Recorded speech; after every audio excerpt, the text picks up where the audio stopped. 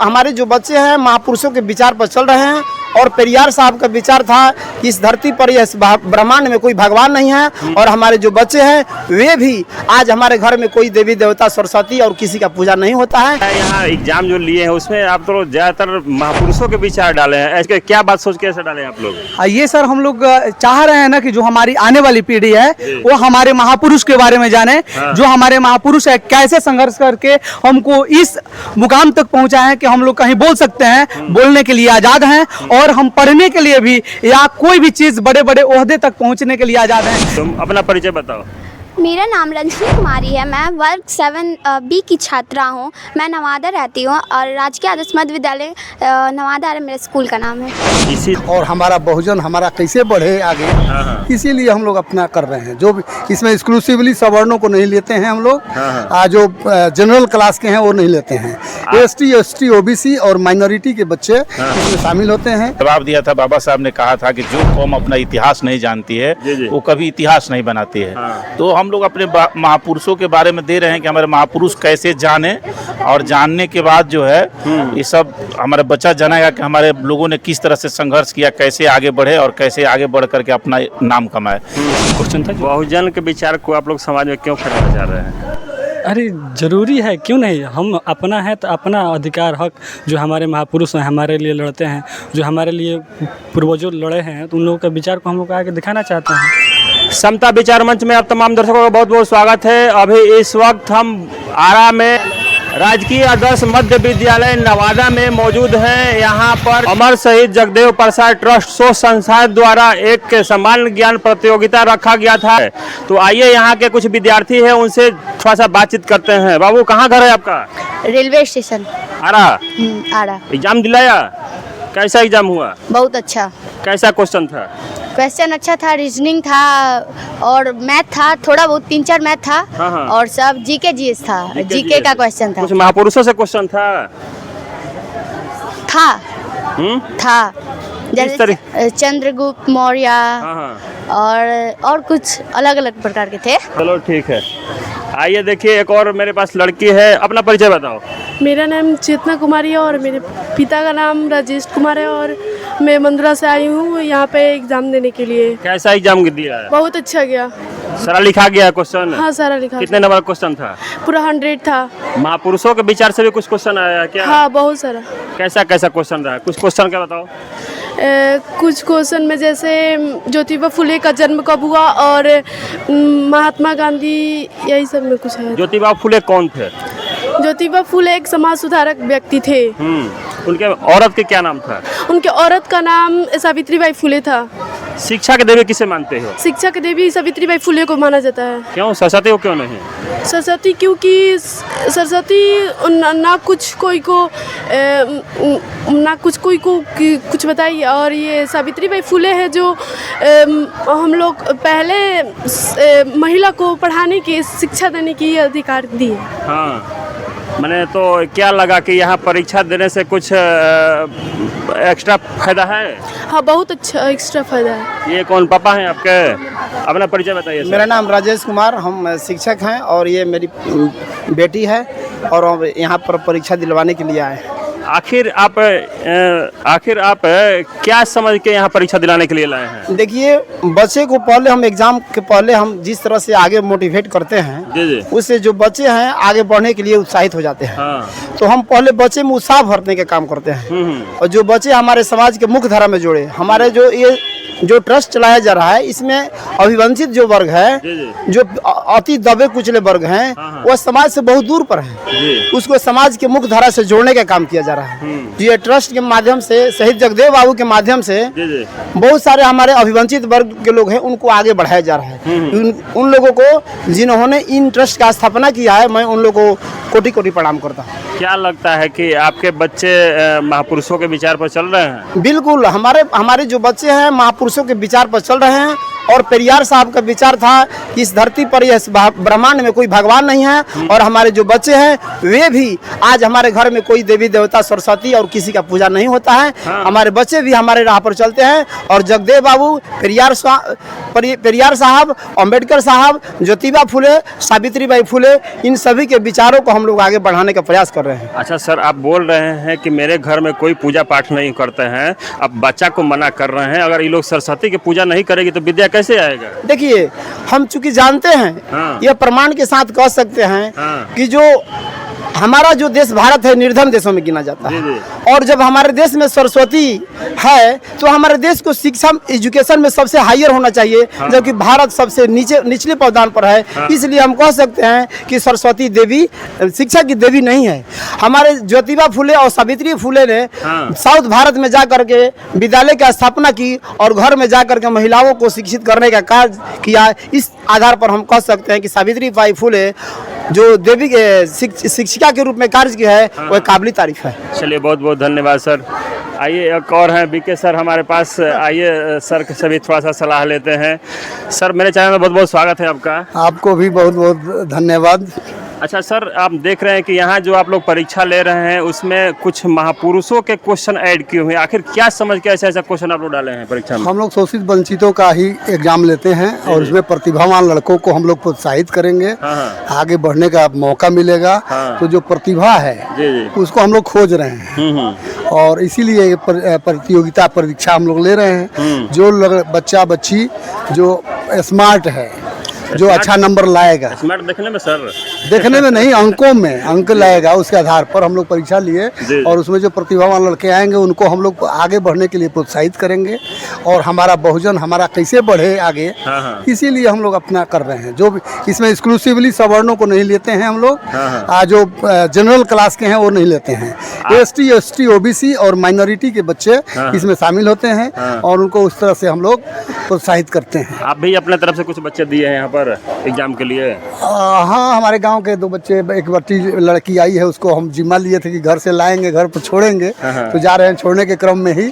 और अच्छा है कि हम ये संस्था जो जगदेव बाबू का संस्था है, ये संस्था का मैं बहुत कायल हूँ कि ऐसा मैंने ऐसा पहल कर रहा है और इसका कहीं ना कहीं पॉजिटिव फल आएगा, ऐसा हमको विश्वास है। चलिए, बहुत बहुत धन्यवाद, आपने इंटरव्यू लिया। चलिए ठीक है। आइए सर, मेरे पास एक देवेंद्र सर हैं, थोड़ा सा सर का भी परिचय लेते हैं। सर, अपना परिचय बता दीजिए। देखिए, मेरा नाम देवेंद्र कुमार सिंह हुआ और हम अमर शहीद जगदेव प्रसाद ट्रस्ट शोध संस्थान के कोषाध्यक्ष हैं। जी। और जैसा कि अभी सर से आपने क्वेश्चन किया कि भाई थोड़ा सा क्वेश्चन किया कि हम लोग जो परीक्षा ले रहे हैं इसमें हमारे महापुरुषों के बारे में क्वेश्चन क्यों आता है। जी। देखिए, बाबा साहब ने इसका जवाब दिया था। बाबा साहब ने कहा था कि जो कौम अपना इतिहास नहीं जानती है वो कभी इतिहास नहीं बनाती है। तो हम लोग अपने महापुरुषों के बारे में दे रहे हैं कि हमारे महापुरुष कैसे जाने, और जानने के बाद जो है ये सब हमारा बच्चा जानेगा कि हमारे लोगों ने किस तरह से संघर्ष किया, कैसे आगे बढ़े और कैसे आगे बढ़ करके अपना नाम कमाए। तो इसी तरह से हमारे बच्चों में एक नया जोश है कि हम भी उनके बारे में जाने। और जो हम लोग अभी अमर शहीद जगदेव प्रसाद ट्रस्ट शोध संस्थान के माध्यम से जो चीजें हम परीक्षा ले रहे हैं, तो इसमें बच्चे बढ़ चढ़ के भाग ले रहे हैं, अभिभावक भी आ रहे हैं। इस सेंटर पर तो बच्चे कम थे, लेकिन दूसरा सेंटर है जो वहाँ 250 से प्लस बच्चे हैं। तो बहुत बढ़िया जो है हम अपने बच्चों के बीच अपने महापुरुषों की जो जीवनी है उसके माध्यम से संदेश देना चाहते हैं। चलिए ठीक है सर। कह रहे थे कि जिस तरीके से हमारे जगदेव बाबू कहे थे कि पहला पीढ़ी गोली खाएगा, दूसरा पीढ़ी जेल जाएगा और तीसरा पीढ़ी राज करेगा, लगता है कि कहीं उन्हीं के रास्ते पर आप लोग चल रहे हैं। जी, एकदम बिल्कुल। अब तीसरी पीढ़ी राज करने के करीब है। इसमें अब कुछ कोई देरी नहीं है। हमारी तीसरी पीढ़ी एकदम ये समझ रही है, सब जान रही है और निश्चित रूप से आने वाला ये सदी जो है हम लोग की सदी होगा, हमारे लोगों की सदी होगा। चलिए, बहुत बहुत धन्यवाद सर। धन्यवाद सर। क्या नाम है बाबू? अंशु कुमार। कहाँ से आए हो बाबू? अनाइठारा से। परीक्षा दिलाया? यस। कैसा परीक्षा दिलाया? बहुत अच्छा परीक्षा दिलाया। 100 पूरा लिखा गया है? यस। कैसा एक दो क्वेश्चन बताओ हमको। जैसे गौतम बुद्ध का जन्म स्थान कहाँ है? कहाँ है बता दो तो। लुम्बिनी। अच्छा, यस। उनका जन्म तिथि था क्या? यस। कहाँ, कब हुआ था जन्म तिथि? जन्म 483 ईसा पूर्व में, ना 563 ईसा पूर्व में। अच्छा, ये जानकारी कहाँ से लिए तुम? महान सर से। हाँ? महान सर से। महान सर से? यस। महान सर पढ़ाते हैं? यस। अच्छा, तो और सावित्रीबाई फुले कौन थी? सावित्रीबाई फुले वो भारत के प्रथम शिक्षिका महिला थी। क्या नाम है बाबू तुम्हारा? राजा कुमार, कहाँ से आए हो बाबू? अनाई 18 से। अनाई 18 से। कैसा परीक्षा दिलाया? बहुत अच्छा सर। कौन टीचर हैं आपके? महान सर। महान सर पढ़ाते हैं। अच्छा, ये मैं कैसा कैसा एग्जाम में आया था क्वेश्चन? सर एग्जाम में आया था कि डॉक्टर भीमराव अम्बेडकर का मतलब जैसे कहाँ हुआ था? हाँ। हुआ था। हाँ। तो हम महू के मध्य प्रदेश में थे। हाँ, ये सर। तो महापुरुषों के विचार से कितने क्वेश्चन आए थे? महापुरुषों के विचार से सर लगभग में 7-8 आए हुए। 7-8 आया था। चलो ठीक है, बहुत बहुत धन्यवाद बाबू। कहाँ से आए हो बाबू? अनाइट। कैसा क्वेश्चन दिलाया? इजी था। ये था 100 में 100 लिखा गया है। हाँ महापुरुषों के विचार से भी क्वेश्चन आया था। हाँ। क्या था क्वेश्चन? डॉक्टर भीमराव के बारे में था कि उनके पिता का क्या नाम है, हाँ। और ज्योतिराव फुले के बारे में था, सावित्रीबाई फुले। कौन कौन ग्रुप वाला क्वेश्चन मिला था तुमको? बी ग्रुप वाला। चलो, किसान मित्र किसे कहते हैं? केचुए को। चलो, बहुत बहुत धन्यवाद। सर बताइए, आप स्टूडेंट हैं कि वीक्षक हैं आप? वीक्षक हैं। वीक्षक हैं, लगता है वैसे। अच्छा, अपना परिचय बता दीजिए पहले। मेरा नाम अंकुर कुशवाहा हुआ, जी। छात्र जनता दल यूनाइटेड से हैं। तो आप लोग वीक्षक के मैंने यहाँ के कुछ बताइए, कैसे आप लोग एग्जाम लिए, किस तरीका से? एकदम मतलब सशक्त तरीका से सभी बच्चों को एक बेंच पे एक बच्चा को बिठा करके हाँ। सबको अलग अलग करके के सब ग्रुप वाइज बच्चे बैठे थे। हाँ। और सभी लोगों पे एक वीक्षक, एक रूम में 3 वीक्षक थे। हाँ। सभी लोग ध्यान देकर एकदम कड़ाई पूर्वक परीक्षा हुआ, एकदम शांतिपूर्वक। अच्छा, क्वेश्चन आप लोग कैसा सेट किए थे, किस विचारधारा से मिलता जुलता? क्वेश्चन बहुजन विचारधारा का था, जो महात्मा फुले, गौतम बुद्ध, ज्योतिबा फुले, जगदेव बाबू, अम्बेडकर, ये हमारे जो बहुजन महापुरुष हैं, इन्हीं लोगों के विचारों को। और जनरल क्वेश्चन था, मैथ था, रीजनिंग था, या सोशल साइंस था, यही सब क्वेश्चन था। बहुजन के विचार को आप लोग समाज में क्यों फैलाना चाह रहे हैं? अरे जरूरी है, क्यों नहीं। हम अपना है तो अपना अधिकार, हक, जो हमारे महापुरुष हैं हमारे लिए लड़ते हैं, जो हमारे लिए पूर्वजों लड़े हैं, तो उन लोगों के विचार को हम लोग आगे दिखाना चाहते हैं। चलिए, बहुत बहुत धन्यवाद सर। आपको भी बहुत बहुत धन्यवाद। आइए, एक और मेरे पास स्टूडेंट है, थोड़ा देखने में बड़ा है लेकिन स्टूडेंट ही है। अपना बाबू परिचय बता दो। मेरा नाम धर्मवीर कुमार है। कहाँ से हो बाबू? आरा नवादा से। किस क्लास में पढ़ते हो? 10th। कैसा, किस ग्रुप का क्वेश्चन मिला था? मॉडरेट था, मतलब करीब हर मैंने चीज। ग्रुप में ABC करके ग्रुप था, सी ग्रुप मिला था। उसमें एक क्वेश्चन था, भीमराव अंबेडकर का जन्म कब हुआ था? ये सर 1891 के लगभग में। लगभग में? क्या मारे हो तुम? सर याद नहीं आ रहा है। याद नहीं आ रहा? ऑप्शन से याद आएगा। ऑप्शन से याद आएगा। और शिक्षा के देवी किसे मानते हो? शिक्षा की देवी बहुजन समाज में पहली शिक्षिका जो थी सावित्रीबाई फुले। किसे सही माने होंगे? सावित्रीबाई फुले को मारे हैं पहली।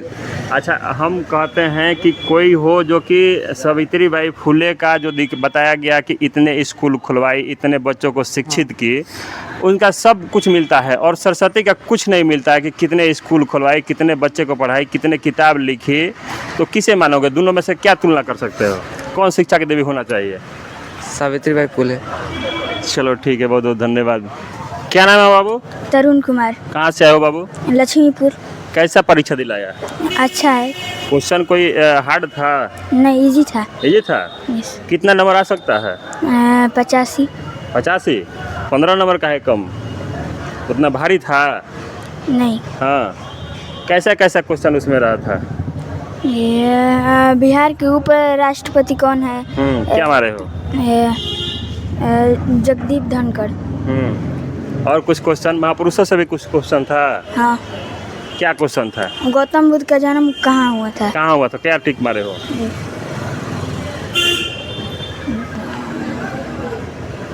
क्या टिक मारे हो? याद है कि मैंने ऐसे ही मारे हो तुम टिक? ऐसे ही। आइए, मेरे पास एक और गार्जियन है, थोड़ा सा इनसे चिन्ह परिचय करते हैं। अपना परिचय बताइए सर। मेरा नाम अखिलेश कुमार, जो अनाइट के रहने वाले हैं। आप किसी बच्चे के साथ में आए हुए हैं? हाँ, बच्चे के साथ में हैं। क्या, कितने बच्चे, कितने क्लास में पढ़ रहे हैं बच्चे आपके? 5 क्लास में। 5 क्लास में। आखिर आप क्या सोच के यहाँ पर लाए थे बच्चे को एग्जाम दिलाने? यहाँ पर लेकर आए थे कि मैंने बच्चा मेरा कितना पढ़ा है, क्या पढ़ा है, इसमें आएगा तब न पता चलेगा कितना में है, कितना में नहीं है। इसीलिए लेकर आए थे कि एग्जाम में बैठेगा तो पता चलेगा कि पढ़ता है कि नहीं पढ़ता है। अच्छा, यहाँ के जो परीक्षा लेने वाले लोग हैं ज़्यादातर कोशिश करते हैं कि हमारे बच्चे, हमारे समाज के बच्चे महापुरुषों के विचार पर चले। क्या लगता है कि यहाँ के लोग सही कर रहे हैं कि गलत कर रहे हैं? बहुत बढ़िया कर रहे हैं, सही कर रहे हैं। महापुरुषों के विचार पर हम लोग चलना चाहिए। हाँ। और देवी देवता को तो हमारे तरफ से तो नहीं मानना चाहिए। नहीं मानना चाहिए। नहीं। चलिए, बहुत बहुत धन्यवाद सर। आइए, हमारे पास और कुछ बच्ची है, उन लोग से थोड़ा सा जानकारी लेते हैं। अपना परिचय बताओ। बोले। मेरा नाम सृष्टि कुमारी है और मैं 9th क्लास की छात्रा हूँ। कहाँ से आई हो? राजकीय कन्या +2 उच्च विद्यालय से। कैसा एग्जाम हुआ यहाँ पर? यहाँ का एग्ज़ाम बहुत अच्छा गया। ये सारे क्वेश्चन सिलेबस के अनुसार ही थे और बहुत अच्छा एग्ज़ाम मेरा गया। यहाँ जो 3 ग्रुप में था क्वेश्चन, कौन ग्रुप वाला क्वेश्चन मिला था तुमको? सी ग्रुप। सी ग्रुप में? हाँ। चलो, महापुरुष से भी कुछ क्वेश्चन था? हाँ, गौतम बुद्ध से रिलेटेड था और जगदेव प्रसाद से रिलेटेड क्वेश्चन था। गौतम बुद्ध का जन्म कहाँ हुआ था? गौतम बुद्ध का जन्म नहीं याद है। 563 ईसा पूर्व में हुआ था। हाँ। ये पता है। जन्म नहीं याद है कहाँ हुआ था? लुम्बिनी में हुआ था। हाँ, लुम्बिनी। हाँ।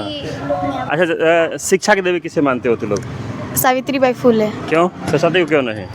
क्योंकि उन्होंने ही सबसे पहले लड़कियों के शिक्षा के प्रति आवाज़ उठाई थी। उन्होंने ही सबसे पहले उन्होंने लड़कियों को पढ़ाने के लिए बहुत सी चीज़ें को अपने अंदर संभाला। मतलब बहुत सी चीज़ें को उन्होंने बर्दाश्त किया, लोगों के ताने को, और लड़कियों को पढ़ाने के लिए सबसे पहले उन्हीं ने ही कदम उठाया। उनके हस्बैंड का क्या नाम था? उनके हस्बैंड का ज्योतिबा राव फुले। चलो ठीक है, बहुत बहुत अच्छा जवाब दी। तुम अपना परिचय बताओ।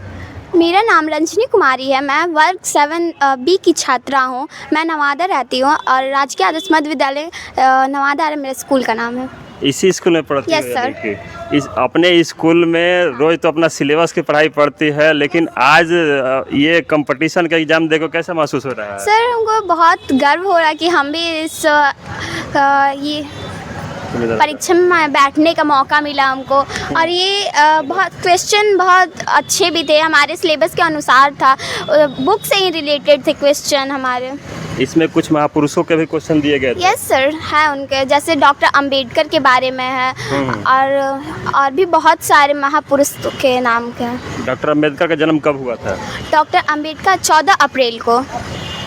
14 अप्रैल को? मध्य प्रदेश में सर। चलो ठीक है, अपना परिचय बता दो।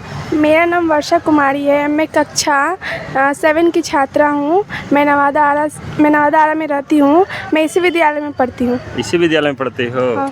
अच्छा, चलो ठीक है। कैसा एग्जाम दे, कैसा लगा? बहुत अच्छा लगा। 100 क्वेश्चन में कितना क्वेश्चन सही होगा? कितना अंदाज से बताओ, कितना क्वेश्चन सही होगा? 60। बस? क्वेश्चन भारी था? नहीं। हाँ, फिर 60 क्यों? कुछ क्वेश्चन मैंने दिमाग से बाहर जा रहा था। हाँ। रीजनिंग भी था कुछ? हाँ।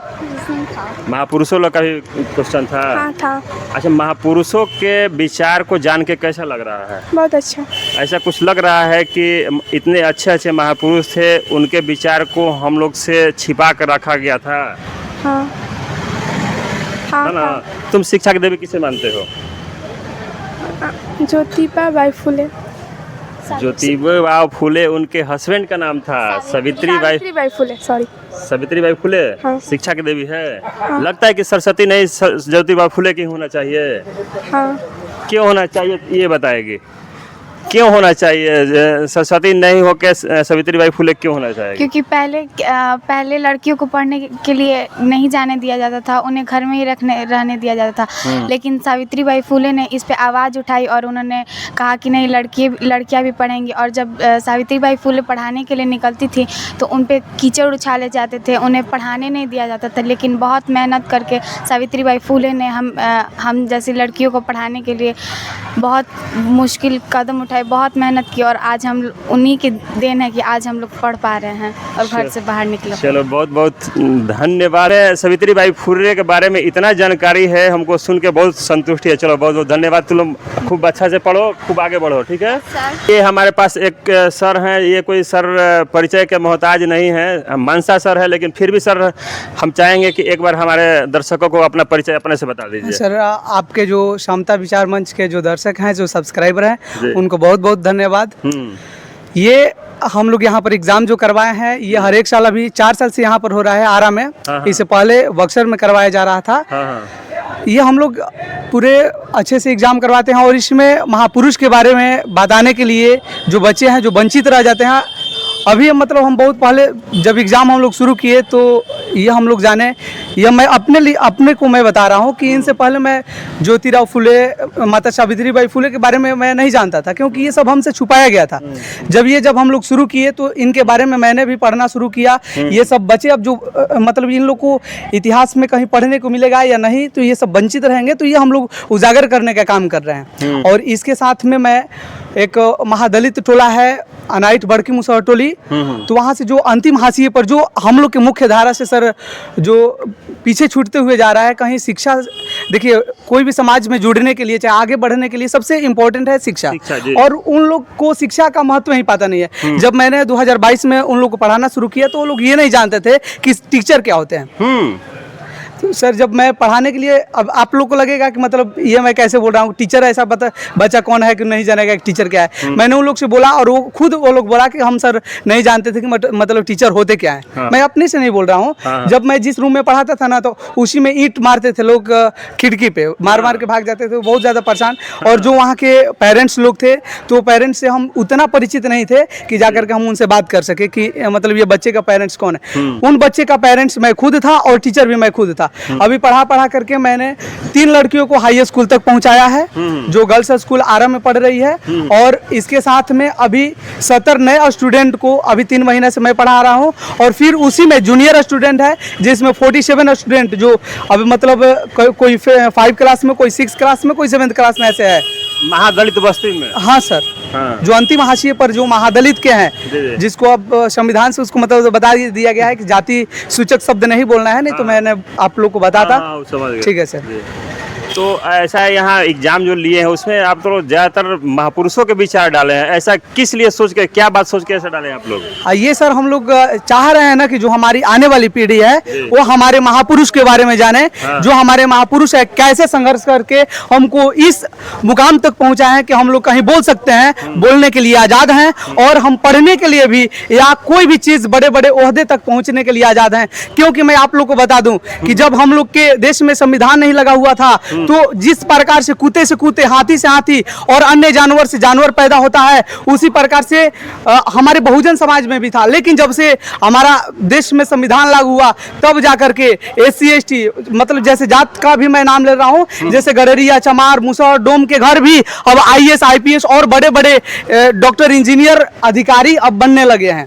तो ये मैं बोलना चाहूँगा कि ये हम लोग को जानने की जरूरत है, और सब आने वाली पीढ़ी को भी बताने की जरूरत है कि हम लोग को ये कहाँ से अधिकार मिला कि हम पढ़ सके और बोल सके। हाँ सर, हर एक साल सामान्य ज्ञान प्रतियोगिता कराते हैं, और जगदेव बाबू का एक कथन था कि पहला पीढ़ी गोली खाएगा, दूसरा पीढ़ी जेल जाएगा और तीसरा पीढ़ी राज करेगा। क्या लगता है कि वो संभव है? हाँ सर, अब संभव होते हुए नजर आ रहा है, क्योंकि जब जगदेव बाबू थे तो उनको गोली मार दिया गया, उनको पता था, लेकिन फिर भी वो रुके नहीं। बोले कि अगर हम मारे जाएंगे तो हमारे आने वाली पीढ़ी के लिए बारे में बोले कि जो आने वाली पीढ़ी है वो जेल जाएंगी, और फिर जो तीसरी पीढ़ी होगी वो कहीं ना कहीं राज करेगी। तो हम लोग देखे कि उनको गोली मार दिया गया।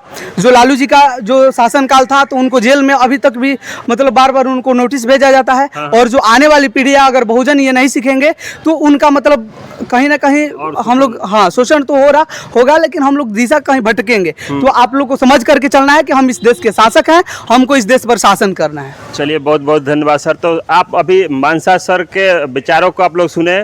मानसा सर ऐसे शख्स हैं जो कि अपने बल पर बिना किसी पैसा लिए हुए महादलित बस्ती में करीब 100-200 बच्चों को बीच में जाते हैं और उन लोगों को फ्री शिक्षा देते हैं। ऐसे शिक्षक रहेंगे हमारे समाज में, तो हमारे समाज को जल्द से जल्द बदलने में कोई रोक नहीं सकता है। हम ऐसे टीचर को अपने चैनल से बहुत बहुत धन्यवाद देना चाहेंगे। बाकी आपको ये वीडियो कैसा लगा, अपना प्रतिक्रिया जरूर दीजिएगा। वीडियो अच्छा लगे तो ज़्यादा शेयर कीजिएगा, लाइक कीजिएगा। हमारे चैनल को सब्सक्राइब करके बेल आइकन दबाना नहीं भूलिएगा। बहुत बहुत धन्यवाद।